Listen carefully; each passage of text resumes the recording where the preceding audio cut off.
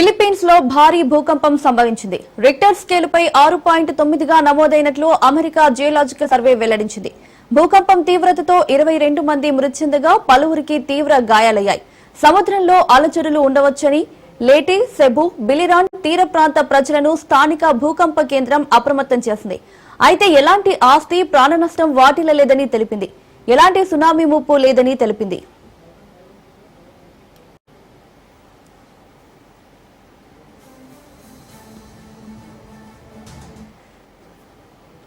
బండైన్ ప్రాంతంలో ఒక ప్రార్థనా మందిరం కుప్పకూలిన వీడియో సోషల్ మీడియాలో వైరల్ అవుతోంది. ఆ వీడియోలో ప్రజలు భయంతో ఏడుస్తున్నట్లుగా ఉంది.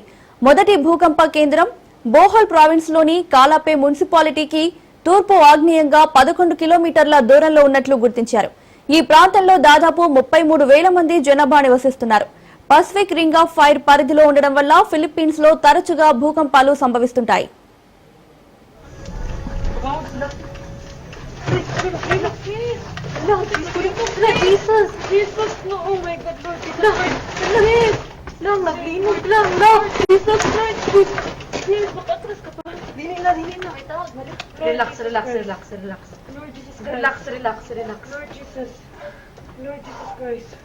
Lang, naglinog lang. Lord, naapagid ni sa bridge. Lord. Wait lang, tawag kang manang ni. Lang manaog mi? Manaog kita guro. Philippines లో భారీ భూకంపం సంభవించింది. రిక్టర్ స్కేలుపై 6.9గా నమోదైనట్లు అమెరికా జియోలాజికల్ సర్వే వెల్లడించింది. ఇదే అంశానికి సంబంధించి మరింత సమాచారం మా ప్రతినిధి పవన్ అందిస్తారు. పవన్, ఫిలిప్పీన్స్ లో భారీ భూకంపం సంభవించినట్లు తెలుస్తోంది. డీటెయిల్స్ ఏంటి? ఫిలిప్పీన్స్ లో వరుస భూకంపాలు కూడా సంభవించాయి. ముఖ్యంగా చూస్తే మాత్రము నిమిషాల వ్యవధిలోనే 3 సార్లు సంబంధించి కూడా ఈ యొక్క భూకంపం కూడా చోటు చేసుకుంది. అయితే ఈ యొక్క రిక్టర్ స్కేల్ పైన చూస్తే 6.9, 7.0, 7.0 తీవ్రత 3 సార్లు కూడా బలమైన భూకంపాలు కూడా స్తంభించాయి. దీంతో 22 మంది చనిపోగా చాలా మంది కూడా తీవ్ర గాయాలయ్యాయి. దీనికి సంబంధించి కూడా ప్రజెంట్ ఈ యొక్క సహాయక చర్యలు కూడా ముమ్మరంగా కొనసాగుతున్నాయి. మరోవైపు చూస్తే ఎగిసి పడుతున్నాయి అలలు. సముద్ర తీరాల్లో కూడా హైలైట్ కూడా విధించారు. అయితే ఈ నేపథ్యంలో అమెరికా యొక్క జియోలాజికల్ సర్వే తెలిసిన ప్రకారం మాత్రం 3 సార్లు సంభవించినట్లుగా దీనికి సంబంధించి చెప్తున్నారు. ఇప్పటికే పలు ఇల్లు, పలు కార్యాలయాలు కూడా పూర్తిగా కుప్పకూలాయి. అయితే ఇప్పటికే రోడ్లతో పాటు బ్రిడ్జిలు కూడా దెబ్బతిన్నాయి. ముఖ్యంగా చూస్తే దీనికి సంబంధించి సెబు ద్వీపంలో యొక్క భూకంపం కేంద్రం సంబంధించి పూర్తిగా రిక్టర్ స్కేల్ పైన ఎంత తీవ్రంగా ఉందో అనేది మాత్రం ఇప్పటికే ప్రకటించింది.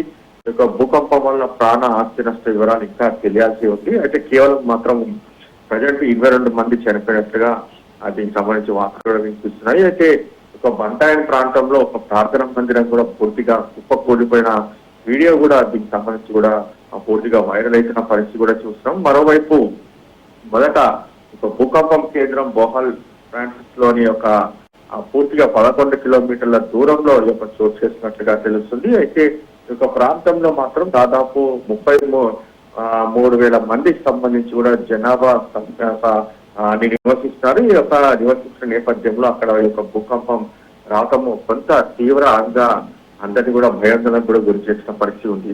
అయితే Pacific ring of the fire పరిధిలో ఉండడం వల్ల ఫిలిప్పీన్స్ లో యొక్క తరచూ ఈ యొక్క భూకంపాలు సంభవిస్తూనే ఉంటాయని చెప్పి కూడా చాలా మంది కూడా చెప్తున్న పరిస్థితి కనిపిస్తుంది. ఎందుకంటే పసిఫిక్ రింగ్ ఆఫ్ ఫైర్ పరిధిలో ఉండడం వల్ల ఈ యొక్క భూకంపం పూర్తిగా దీనికి సంబంధించి అప్పుడప్పుడు తరచూ వస్తూనే ఉంటుంది. అయితే రిక్టర్ స్కేల్ పైన 6.9 తీవ్రత చాలా పెద్ద ఎత్తున వచ్చింది కాబట్టి దీనికి సంబంధించి దీని ఆస్తి నష్టం కావచ్చు, ప్రాణ నష్టం కావచ్చు, దీనికి సంబంధించి పూర్తిగా చాలా ఎక్కువగా ఉంటుందని చెప్పి కూడా ప్రధానంగా దీనికి సంబంధించి కూడా తెలుసుకున్న పరిస్థితి కనిపిస్తుంది. మొత్తానికి ఫిలిప్పీన్స్ లో సంబంధించిన ఈ యొక్క భూకంపాల్లో తక్కువ తీవ్రత ఉండడము కొంత ప్రజలు తట్టుకోగలిగారు. ఇంకా ఎక్కువ తీవ్రత ఉంటే మాత్రమే ఇంకా చాలా మంది కూడా ప్రాణాలు కోల్పోయే అవకాశం కూడా ఉందనేది మాత్రం ప్రధానంగా మనకు తెలుస్తుంది.